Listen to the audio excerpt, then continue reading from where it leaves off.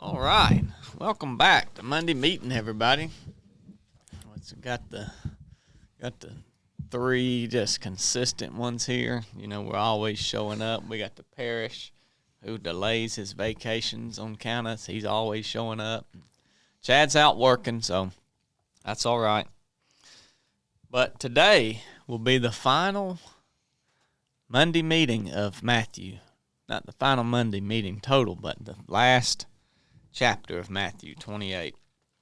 And I feel confident we're going to get through it today. What do y'all think? Yeah, I believe so. Yeah. Yeah, if we just decide we're going to. Yeah. Oh, we are. We are going to. So I'm excited to get through this, and I guess we might move on to Acts next time. That's what Chad was wanting to do. But since he's not here, we can actually decide wherever we want to go next. We'll just be ready for it on Monday. Yeah, we'll get through the first verse of the next book. We'll go ahead and start it. Yeah, that's right. Yeah. So he has no input. Might go to Revelation or something. Go to Ruth. Oh, yeah, that'd be big. Yeah. Yeah. Don't nobody say nothing about Ruth. I know it. Well, let's go ahead and get into it. You know, I don't like to dilly-dally a whole lot. You're about the Lord's business. Yeah. We could do Matthew 28 and Philemon today. And that way we've gotten through a whole book when Chad's absence. Anyway. Yeah. Yeah. Yeah, that's a good Let's one. not dilly-dally. You know, I like to read the scripture as I go through it. I don't just like to talk about the points. I like to read through it. I agree. You know? So that's what I'm going to start doing. I'm reading from the NLT today. Matthew 28, verse 1. Early on Sunday morning, as the new day was dawning, Mary Magdalene and the other Mary went out to visit the tomb. Suddenly there was a great earthquake, for an angel of the Lord came down from heaven, rolled aside the stone, and sat on it. His face shone like lightning, and his clothing was white as snow. The guards shook with fear when they saw him, and they fell into a dead faint. We'll pause right there. And now, let me get my notes pulled up. Another earthquake. Another earthquake. Yeah, exactly. Do you think earthquakes were common are they common in Israel? I'm not sure. I meant mean, to look that just geographic. Just thinking of current events or whatnot. I can't recall when there's been like a show, nothing. I wonder if they knew what was going, like if they knew that was an earthquake. Right. But they had just experienced one a few days before. Right. So it was Friday and now it's Sunday. Jesus is buried in the tomb. Everybody's mourning and sad. I don't know why, because he told them he was going to rise on the third day. And so I don't know why they didn't believe that, or maybe it seems like sometimes they didn't even remember it. They don't remember him saying that, but they just moping around. But Mary Magdalene and the other Mary went to visit the tomb. The Gospel of Luke says they were bringing their spices, I think it says, or their herbs or whatever. And I don't know what that was about. I don't know if that was some sort of preservation or to just keep it from stinking, like honoring the tomb area. So they, at any rate, they were going to the tomb. They feel this earthquake, and an angel of the Lord came down and rolled the stone aside and sat on it. I don't know why he sat on it. That's a detail Matthew gives us, but why did he roll the stone aside? Well, that's where they could get in. It wasn't for him to get out. yeah, I mean, Yeah. I think so they could, I mean, it says, right, so they could see. Yep. Yeah. I think sometimes people think that he had to roll that stone out so Jesus was able to walk out. Yeah. No, Well, it's But that ain't the case. right. Well, why did he sit on it? That's a weird detail. Yeah. And sat on it. Yeah. Yeah, I don't know. I don't either. Just kind of sat up there for a minute. And his face shone like lightning, his clothing was white as snow, and the guards shook with fear when they saw him, and they fell into a dead faint. So they just passed out. Yeah. They didn't know what was going on. And the angel spoke to the women and said, "Don't be afraid. I know you are looking for Jesus who was crucified. He isn't here. He has risen from the dead, just as he said would happen. Come see where his body was laying." That's why he opened up the tomb. He rolled it aside, sat on it, and said, "Come in here, see where he's laying. He's not there." And then he tells them, "Go quickly and tell his disciples that he is risen from the dead, and he is going ahead of you to Galilee. You will see him there. Remember what I have told you." So it's Galilee must have been a pretty special place, because that's where the angel tells them to go. That's where they were told to meet at the Last Supper. The angel said to go there. Jesus called his first few disciples in Galilee, and then we'll see here shortly that that's where he says his last words and gives the what we call the Great Commission. And so there was something special about Galilee. That's where they told him to go, and Jesus will say that in a minute. I don't know what it was about that spot, but there was something special about that. And so the women ran quickly from the tomb. They were frightened, but also filled with great joy. And they rushed to give the disciples the angel's message. As they went, Jesus met them and greeted them. And they ran to him, grasped his feet, and worshipped him. Then Jesus said, "Don't be afraid. Go tell my brothers to leave for Galilee, and they will see me there." Now, again, in the Gospel of Luke, we see that some of the disciples were walking down the street, and Jesus appears to them, but God blocks them from knowing that it's Jesus. Have y'all ever read that? Yeah. And so they're having this conversation, and just Jesus, and he's like, "Why are y'all so sad?" And they're like, "Hey, you've been living under a rock. Don't you know what happened?" And they're telling all this to Jesus, but because God blocked them from knowing, they don't know. And just like that, they appeared to the women as they're on their way to spread this message. And Jesus said to them, "Don't be afraid. Go tell my brothers to leave for Galilee, and they will see me there." It's interesting that I don't know any other place that I assume he's talking about his disciples, right? Go tell my brothers. Yeah, that was my assumption. Yeah. And this is the first place that I know of that he calls his disciples his brothers. Do y'all know of any other spot? No, I don't. I mean, it's important, I think, to recognize. It's not just like another term. It's not like, oh, he just changed and he's going to call him something else. Like, he's intentional with every word. And I think it's because now at this point, he has been resurrected. And the Bible says that we are also resurrected with Christ. And so now they are covered by the blood of Christ after this resurrection. And I think he is referring to them as brothers, as in their sins have been blotted out, wiped away. They're clean and seen as perfect by God. And now they are brothers with Christ. God sees them as equal, as sons of his own. And we talked about maybe last week where Jesus calls them disciples, then apostles, and then now we see he's calling them brothers at this point. Y'all got anything up to this point? I don't. Chili? No, yeah. I'm trying to think if there's another point where he calls them that. I don't know of one. But it did also make me think of when he talks about bringing division, and earlier it's almost the opposite of calling them brothers. He's like, "No, you're not my I'm about my Father's business." Like, I mean, I've turned to it, so I might as well just read it. But a man's enemies will be those of his own household. He who loves father or mother more than me is not worthy of me or brother. Yeah.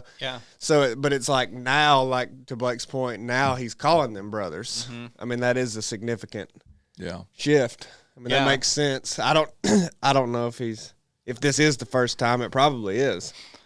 I think then, their focus was the earthly relationship, the brother, like blood brother, like born of the same parents. And that's what Jesus was telling them. Hey, some of you's going to commit to live by me, and your brother's going to say, I'm not living that way, and it's going to cause division. And here, he's telling them that they are his brothers.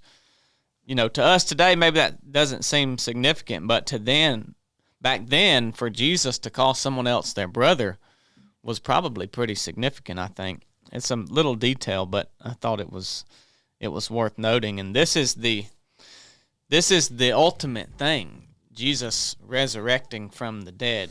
I know we covered, just 10 chapters there, or 10 verses. But if this never happened, then Jesus was just another great teacher. He was another, did a lot of good things, shared a lot of good messages and principles. But if he never was raised from the dead, he's just another one of those. And this is what we believe as Christians. Now, the religious leaders didn't want people to know this. They knew the same thing. They said, "Oh, buddy, he just came back from the dead, and he's not here anymore."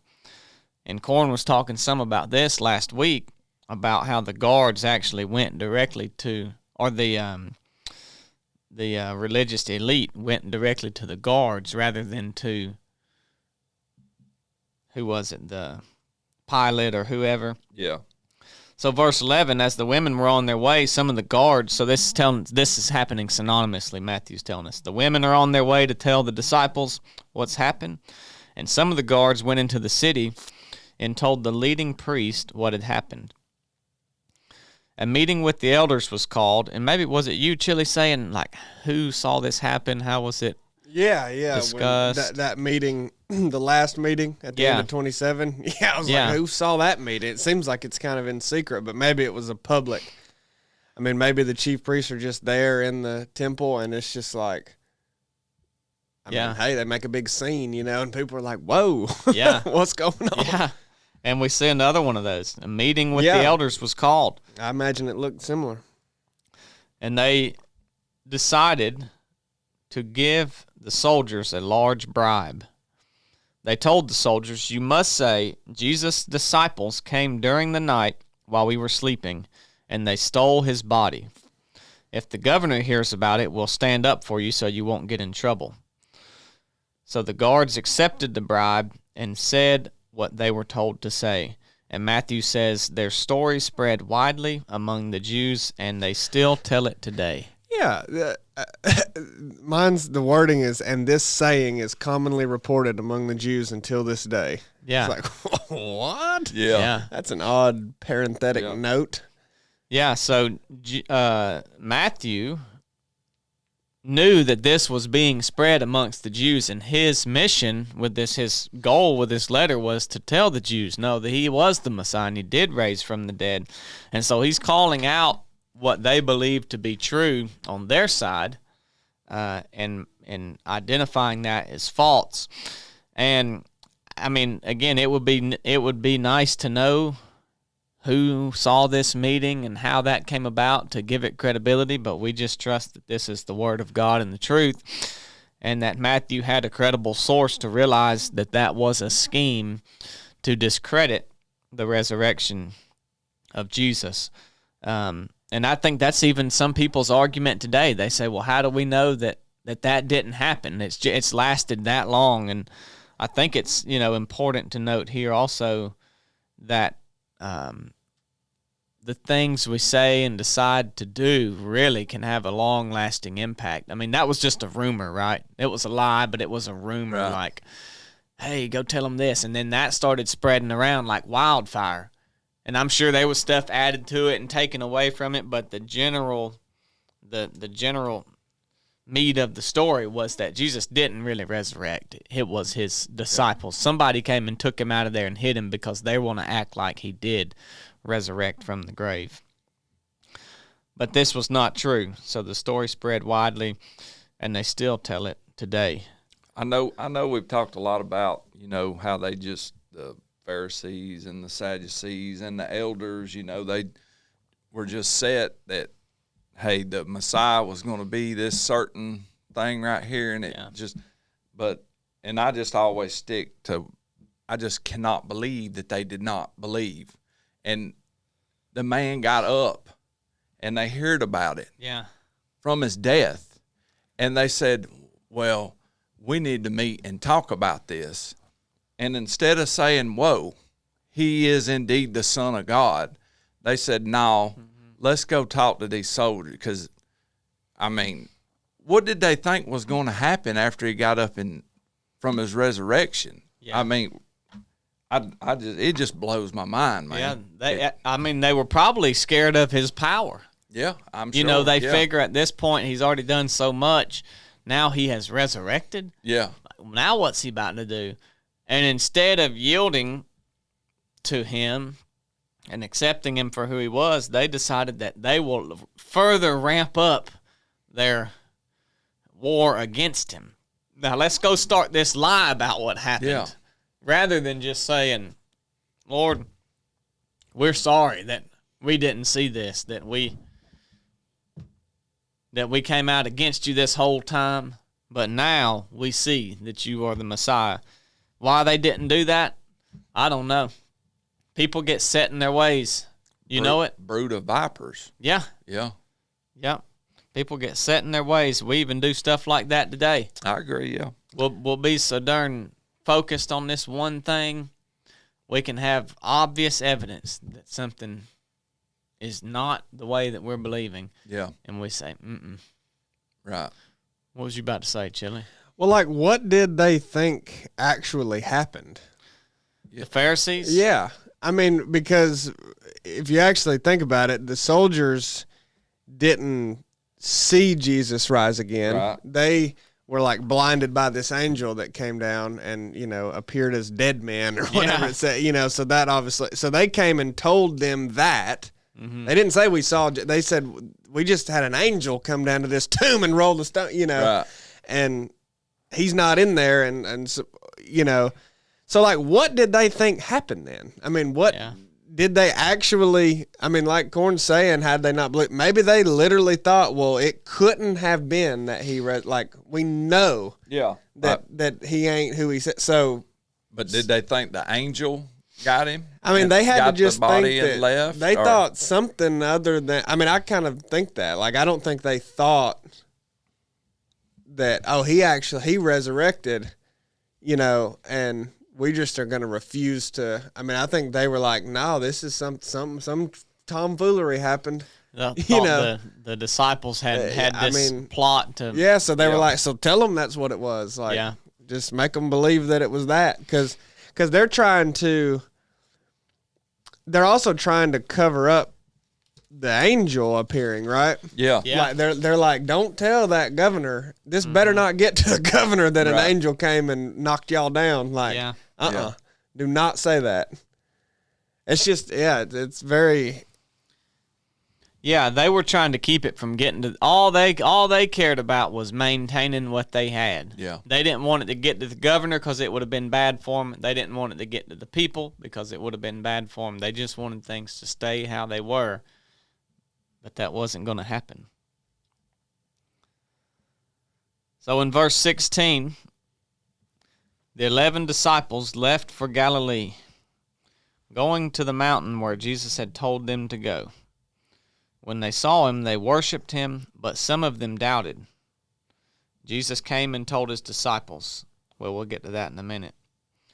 So the 11 disciples left for Galilee. They went there.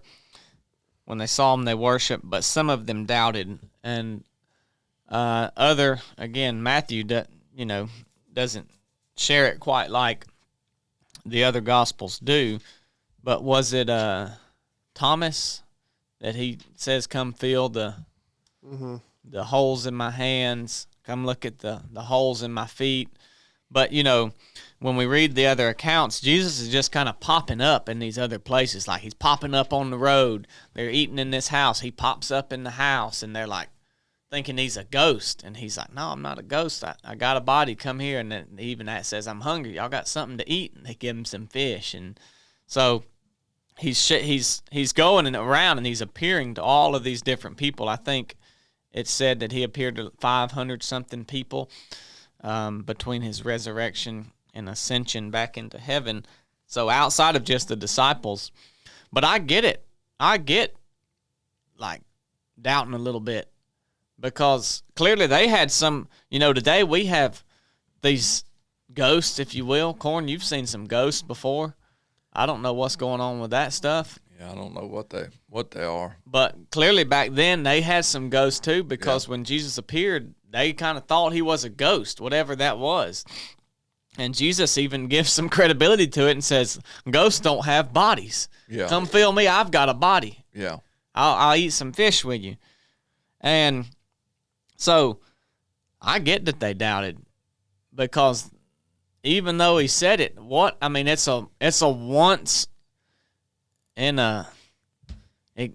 whatever you want to call it, like it never happened before. Right. Someone to resurrect from the grave, and it's pretty unbelievable.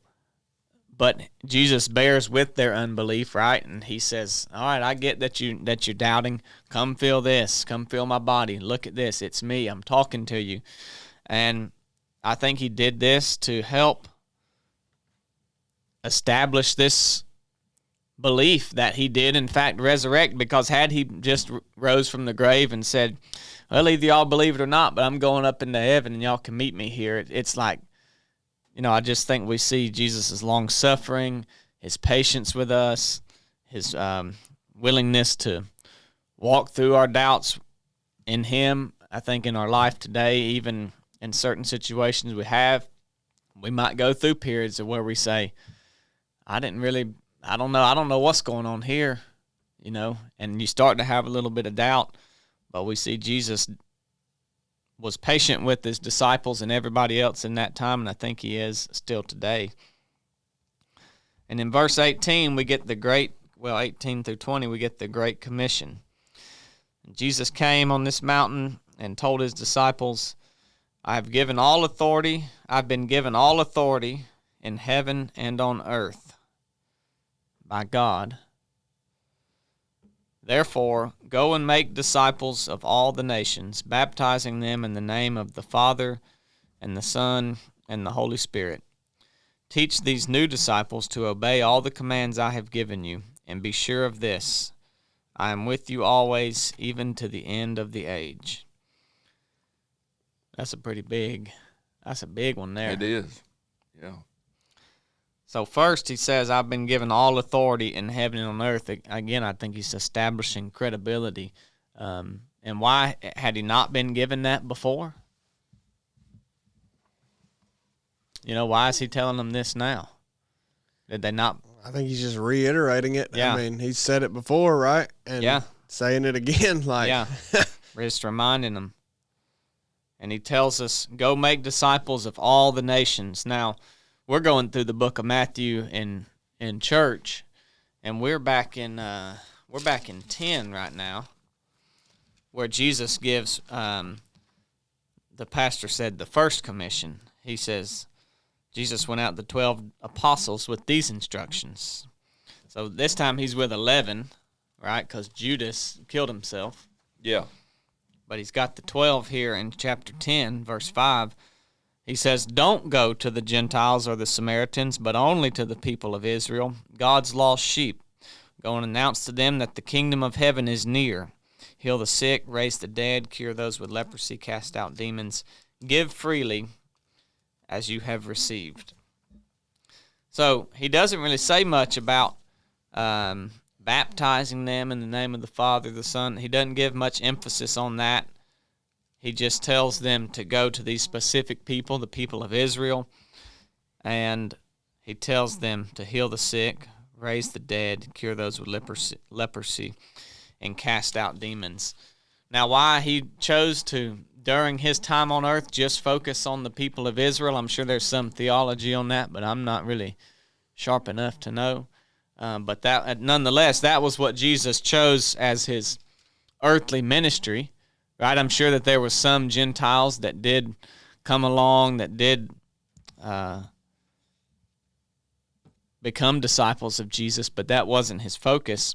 But here, praise the Lord, he opened this up to all of the world and didn't just focus on the people of Israel. And I think that could be a common point of discussion, that Israel is God's chosen people and the Gentiles are just out of luck. But we see the contrast here in verse 10. That was the command. And in chapter 28, at the end, we have the Great Commission. that he says to go and make disciples of all nations. He doesn't say anything about casting out the demons. He doesn't say anything about healing the sick. He just says, make disciples of all nations and baptize them. And that brings me to a question that we could probably talk a long time about, but do you know about the cessationalists, Chili, and the people that think that basically those gifts and those things have ceased since the disciples, and then some people think they still exist? What do you know about that? Because, I mean, I don't know where they get that idea from, that, you know, they have these gifts listed out that they think no longer exist. But clearly that was the focus on Jesus' earthly ministry, was doing those miracles. It was the a spiritual focus. gifts of healing and things like that. I mean, and all the rest. Is that what you mean? Yeah, because it seems that back when Jesus was on earth, that pretty much if him or any of his, other than the one example we see where he says this kind of only comes out through prayer and fasting, it seems like every time they would say, be healed, cast out a demon, it was just like that. Right. And today, it's far less. Now, is that because of our faith? Is that because something has changed that we don't understand? I know Parrish has some stuff to say about this too. But he's probably not studied up, so he probably won't say anything. I don't know. He may be camera shy today or microphone shy today. But, yeah, he'd know more than me. I mean, because when you said, do I know about it? Yeah, but it's about the extent that you just said. Like, there's a belief that has fully stopped. Yeah. And it's all weird to me. You know, it definitely seems different than it did when Jesus walked the earth, just like Blake said, right? I mean, that doesn't happen. We don't see that. We don't. But then again, you know, you hear people all the time talk about, like, well, your eyes aren't open to the worldwide. Like, people are healed all the time and, you know, things are happening. And I'm like, well, yeah, Well, I've even experienced healing. Yeah, exactly. You know, and Chad has experienced this thing. But with you the were just by demons. yourself with prayer. You know, you know what I'm saying? Like it definitely looks different. Yeah. I mean, at the very least, Yeah. it does look different. So I don't know. I don't get that caught up into it though. I mean, because that's not very consequential to me. Yeah. You know what I mean? I think the important thing to consider is that when those things happen, it's not because the Lord wanted you to not suffer. It's so that he can be glorified. It's not because he saw you and just was moved with compassion and like, oh, Blake's hurting so bad. Let me just do this for him. It was so that he could be glorified, so that I could see a little bit more about his character and who he was and his power. And that wasn't that wasn't what Jesus came for, to do miracles, but that was a big part of his earthly ministry. Yeah. And then it shifts, and basically when he's leaving, he says, therefore go and make disciples of all the nations. So when these two different commissions, if you will, the one focusing on Israel, the one focusing on all nations, the people change, but also from Jesus' words, so does the mission. He tells them something totally different. He says, go and make disciples of all the nations. And I got to imagine he's beckoning back to making disciples. Like, remember how you guys stayed with me. Remember how you guys learned from me. Now you do that same thing I did for you, for all the nations, baptizing them in the name of the Father, the Son, and the Holy Spirit.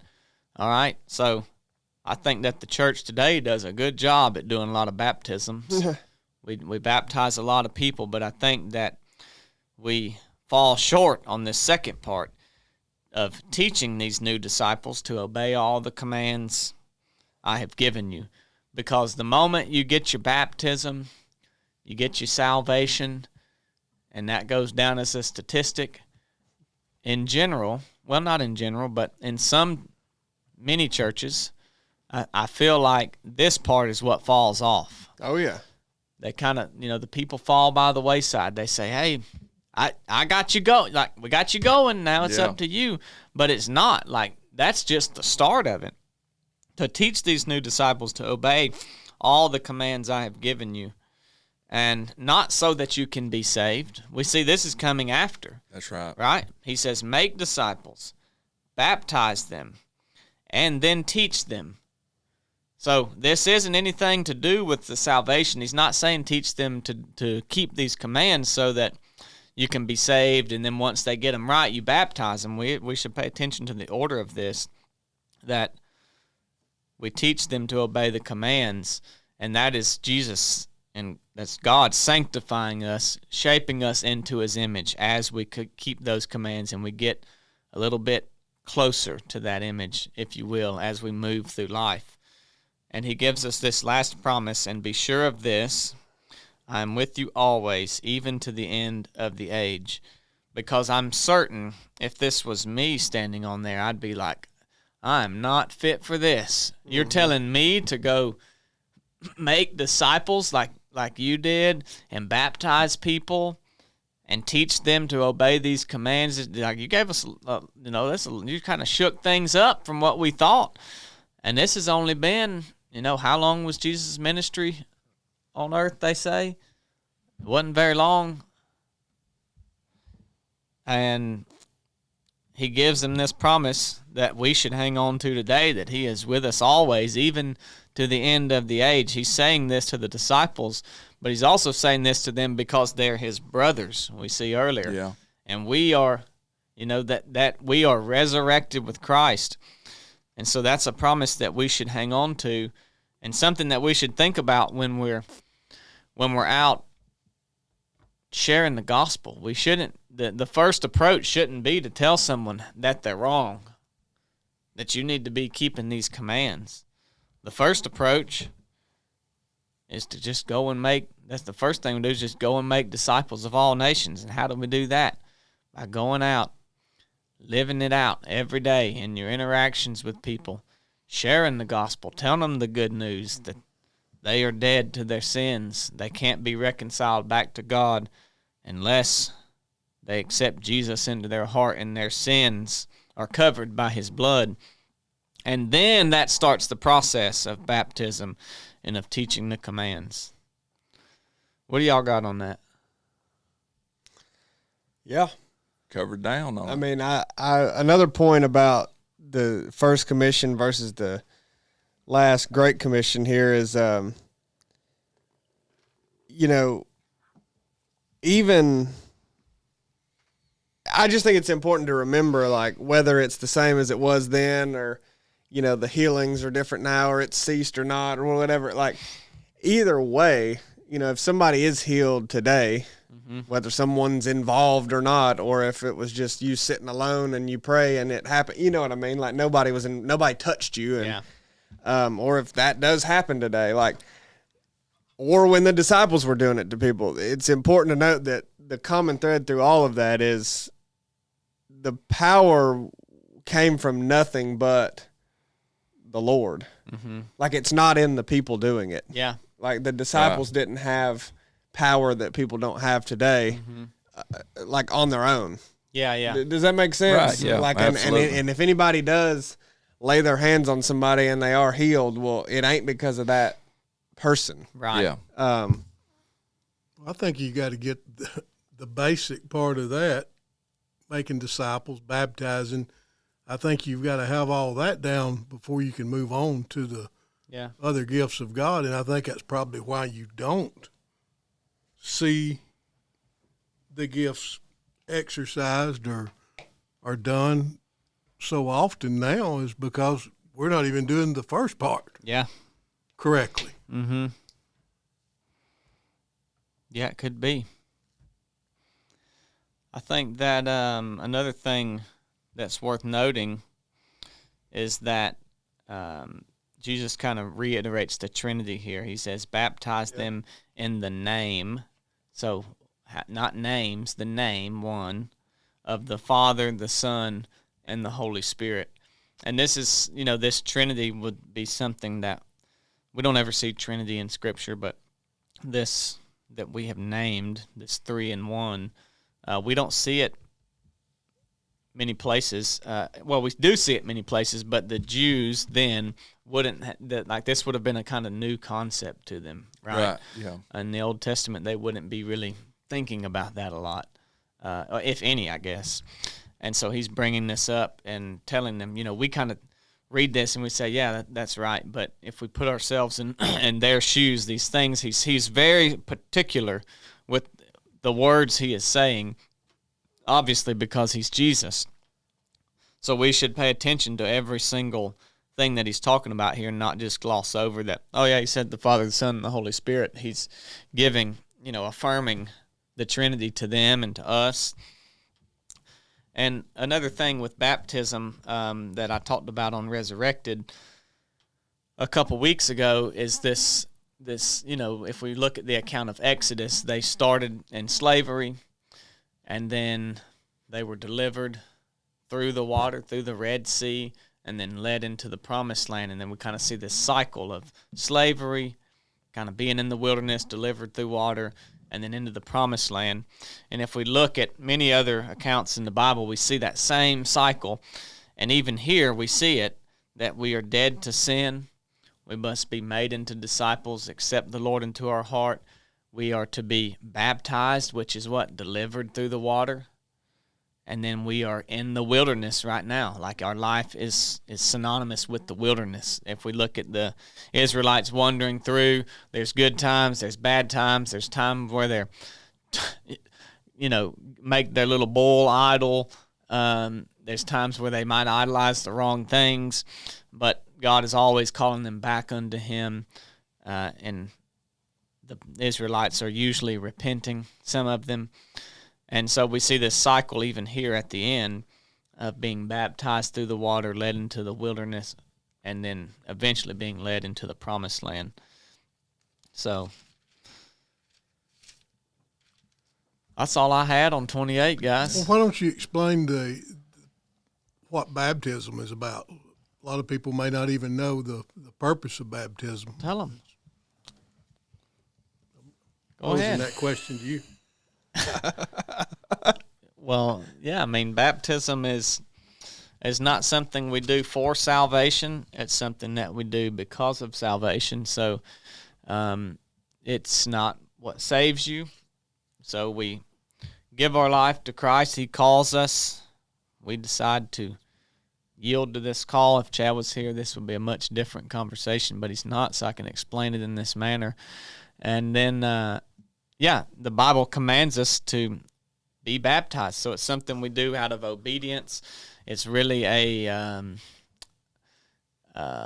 public, I guess, confession to the church or the people that witness it, and you're saying, hey, this is what happened on the inside of me, and the best way I can display this is by symbolizing me being buried going into the water and coming out a new man, and now I'm committing to live this way for Jesus in front of all you people.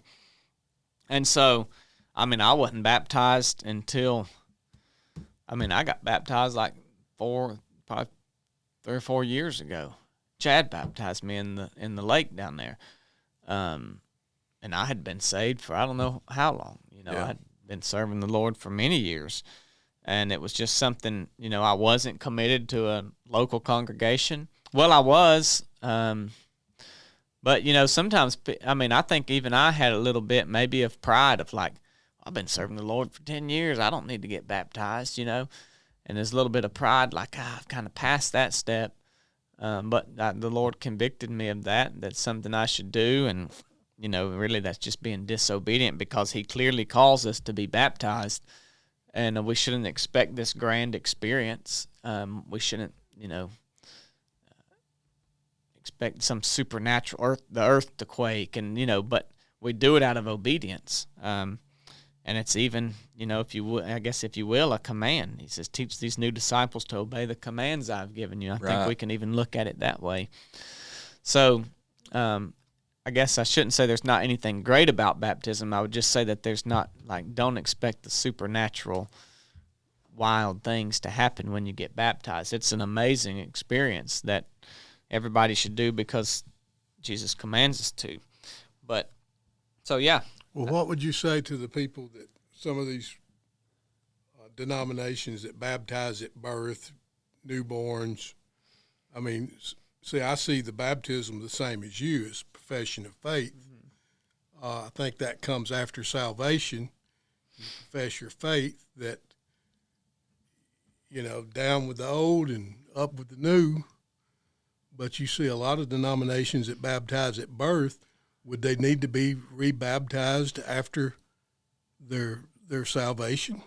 Well, I think that a lot of those infant baptisms, well, I don't know. I've always understood that to be like a child dedication. Like that's the way I see it, but I don't see it as, how can you say you've been saved, baptized, and go on with your sanctification? This little baby don't know. He don't even know what's being done, or a child before they come to believe. To me, it has no bearing on a child. Mm-hmm. Yeah, no, I mean, other than I don't know. Do y'all know anything about the baby dedication? And like, I don't know if is that in script, Mike? Is that scriptural if people dedicate? No, what's the deal with that? I'm not sure.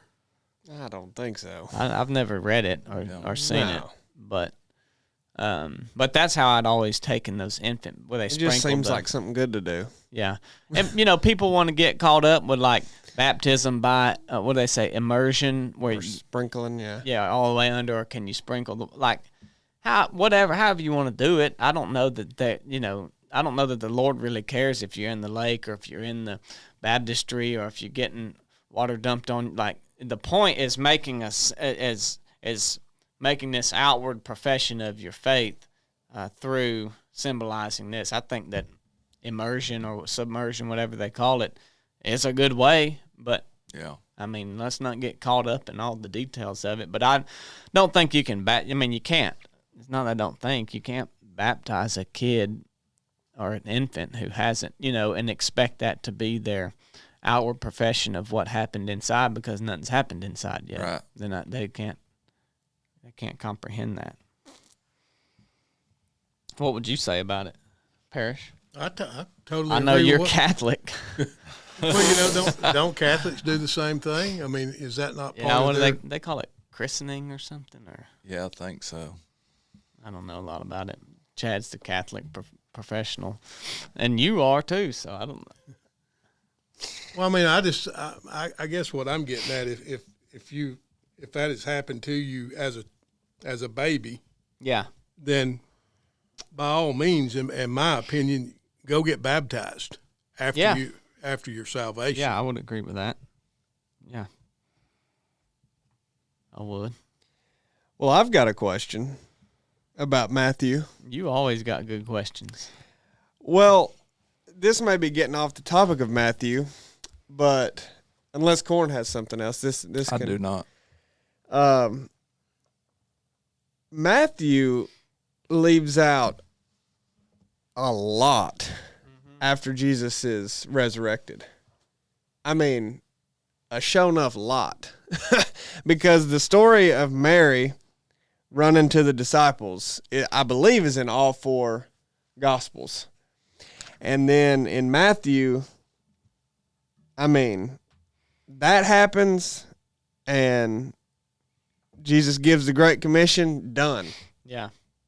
But I don't know the exact number that you can kind of figure out from how long, but there was Jesus was here on the earth for a while after he resurrected. Yeah. Like, it wasn't the day he resurrected. And then all this happened. He did all this stuff and then ascended. No, he spent days, and I think they were confused during that time. Yeah. So, like, you gonna hang around a little longer? Yeah, I think there was people that, even his disciples were like kind of in and out of even doubting who he was, like, because I think to me it adds context to this time, because this is so fast. I mean, we get the soldiers are bribed story, and then the 11 disciples went away into Galilee to the mountains Jesus had appointed for them. When they saw him, they worshiped him, but some doubted. So we hear that. But like that seems like the same day. A lot of time had passed. I mean, Jesus performed miracles after he resurrected. You know the fish story? Yeah. where he said, cast it on that side of the boat. And that's after he resurrected. Yeah. I mean, he's still performing miracles. And then when Thomas puts his hands on his side and in his nail wounds. Yeah. You know what I'm talking about? Right. It's after he resurrected. Like, there's times where they said Jesus would like go away and then come back to them, and someone would be like, is this Jesus? Yeah. And he was like, yeah, you know what I mean? And then he kept, we get the story of him appearing to, 500 eyewitnesses that weren't even his disciples, you know what I mean? And they all saw him perform. I mean, it's just amazing. I think it's just worth mentioning when we're covering Matthew, because it is left out that a lot happened. Yeah. Oh, yeah. I mean, a lot happened. Well, Yeah. I think that just confirms that they didn't all get together and write this account, because you got different perspectives. They didn't just get together and come up with John's gospel lists a lot of the things I just mentioned, and then also has a few verses in there where he says, and Jesus did a lot more than this too. Yeah. But this is just what I'm telling you. Like, Yeah, and I think the reasoning for that is even less that they didn't get together, but more about they had different missions. Because you figure if he was writing, if you were a Jew, and you wouldn't care about all it wouldn't matter that Jesus did all of those details if you didn't first believe he was the Messiah. Right. So Matthew's saying, he's like, I think he's intentionally leaving all that out, because it would just be, they would say, it would be like, oh, and then Jesus did this miracle, and they'd be like, look, I don't even believe he's the disciple. Why do you keep listing these miracles that he did? And it's just going to sidetrack their thought. But all Matthew is focused on is that Jesus rose from the dead. Here's some evidence to prove that he did resurrect, and here's some of the myths you might believe. Let me dispel those and what happened and why that was told, and here's the evidence of it. And he's just straight to the point on Jesus as the Messiah. And so I think he intentionally, I mean, there's all the details we as Americans, or Gentiles, if you will, want to know. They're not in the book of Matthew. If you want to know the fullest account, the most details, don't read Matthew. Right. But if you want evidence that Jesus was in fact the Messiah, and you want to read this from a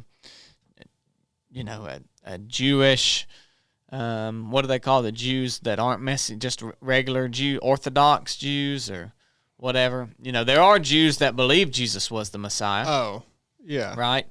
And then there's some that don't. And that's who he was talking to at that point, which was a majority of them, I guess. Right. So I think that's a big reason that it's so straight to the point. When we cover 28, it's like, what is this, 20 verses? But then you go read Luke or Mark or John, and the chapters are longer. They have more and different details. And so that's a good point, Chili, that all the other ones say the same thing, but even really more. And Matthew's version of this is just the skeleton version. It's just, here's Jesus and what he did and why that's true. Right. Yeah, it's very interesting. Now, I don't know the actual timeline, but it's it's just amazing how much actually happens, even I guess in a short period of time. That's But Matthew felt the need, like, obviously the biggest thing was the Great Commission there. Mm-hmm. I mean, that's like nothing is listed literally after his resurrection, other than that. Yep. I mean. Yep, that's the big thing. Yeah. Yeah, he doesn't even mention the ascension into heaven. Right. I mean, he just leaves it at that. And, another thing in 19 was, therefore, go and make disciples of all nations. A lot of people think that's like, they take that as the international missionary call. Like, well, Jesus said, go make disciples of all nations. Mm-hmm. And he's saying, we got, that's a singular, selfish-minded American thinking that America is all there is, and he's calling us to go to all these, when really all of these other countries, which a lot of these other countries are closer to the origin of Jesus than we are, you know, and we Right. think we got to go over there and tell them how it's done and what. But really, if you would interpret this, it would be like, therefore, as you go, or in your going. And so when we read it that way, we get a little bit more practical application to it, and we say that I'm not saying that people shouldn't go to other countries and things. I think that's good, but this is not what that means. It's saying, therefore, as you go, therefore, in your going, like in your day-to-day life, make disciples of all nations. The all nations means all people. If you're a Gentile, if you're a Jew, if you're a Samaritan, if you're in America, if you're in wherever you are, as you go, make disciples. It doesn't matter who they are. Make disciples of all nations. Yeah, it's only pretty relative recent history that we can even go from country to country that doesn't border our country. Exactly. Right. Yeah. You know what I mean? Like traveling great distances was, well, traveling great distances I would say were common then, but not Relative truly to the great. effort, right? Yeah, truly great distances, like certainly not crossing oceans. Yeah. Right. That's only relatively recent that we can even do that. Yeah. So, yeah, I don't think that call is to try to hit every spot on earth yourself either. Right. Yeah, but that's used a lot, you Yeah, know, yeah. for international missions. They'll say, he said, go to all nations. Yeah. But, and again, I think that's good. I mean, I have done that myself. I'm not knocking that, but I'm just saying we should interpret this as our day-to-day life. Therefore, in your going, he's been given all authority in heaven and on earth, and we are in relation with him. Therefore, since that's the case, go and make disciples. Since he has all authority, he's given that to you, and because of that, go make disciples of all nations as you go day to day. And be sure of this, I'm with you always, even to the end of the age. So that's Matthew 28. That's Matthew. Matthew. We'll go to Matthew 29 next week. Son. I guess we'll be in Acts next week. That was last I heard. Yeah. I didn't talk to Chad yesterday because I didn't have my phone. Well, if we're just going to let him, decide it, and we're not even going to have a vote, that's fine. Yeah, Well, we could vote now. Yeah, we can. What do you vote for? I mean, I like Genesis. Yeah, Yeah, Yeah. that would be good. Chad doesn't like. He doesn't read. Not, I'm gonna say he doesn't like. He doesn't read the Old Testament very much. At least I don't hear of him talking about it. If he does, Probably not. I am excited about Acts though, because I've read through it, but I hadn't sure enough gotten into it. Yeah. Yeah, I am excited. And about that's the start of the church. Yeah. That's the start of the church, and really the start of where we are today. Yeah. In a sense, Jesus has now left and turned it over to his people, to where he is no longer physically present. And that's kind of the start of where we are today. So it should be really applicable. A lot of this we've been looking at is history and Right. still applicable, but, a little bit different than I think how we can look at Acts. So I think Parrish was wanting to read the book of Enoch. was he? Yeah. That's what he's talking He about. reads that. He studies that Geneva Bible. He studies the Geneva Bible, so he has extra books. We'll get in that Titus. Yeah, Oh, yeah. Titus. he was wanting to read the Gospel of Barnabas. It's a known fallacy. I mean, I told him that. He's like, "Oh, that's a good one. You read the Gospel of Barnabas?" Jeez, Parrish. Good night. If you guys see Parrish, y'all talk to him. Hit him up on Facebook. Teach him. Yeah, hit him up on Facebook. Let him know. All right, thank y'all for tuning in. We got to get to our comms check on Patreon, so cut it off, Chili.